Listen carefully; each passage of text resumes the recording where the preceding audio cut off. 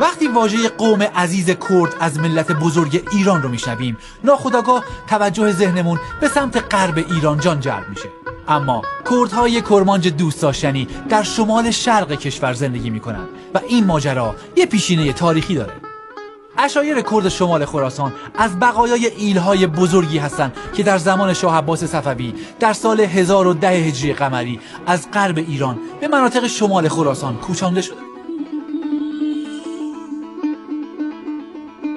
بخشی از این طایفه از آغاز سلسله صفوی برای جلوگیری از هجوم ازبکان و ترکمانان به منطقه شمال خراسان یا خراسان شمالی کوچ داده شدند و در منطقه ابیورد و درگز ساکن شدند. هدف دولت شاه عباس جلوگیری از هجوم ازبک ها بود، خطری که در اون زمان مرزهای شمال شرق کشور رو تهدید میکرد و کردها میتونستن با شجاعت و جانفشانی جلوی مهاجمان و متجاوزان به کشور رو بگیرن. مهاجرت و مقابله به موقع کردها، مخصوصا مبارزات شجاعانه دو ایل بزرگ و معروف زعفرانلو و شادلو، باعث جلوگیری از پیشروی بیشتر ازبک‌ها در ایران جان شد و پس از مبارزات خونین و بسیار، سرانجام ازبک‌ها که از نوادگان مغول بودند در نهایت از ایران بیرون رانده شدند.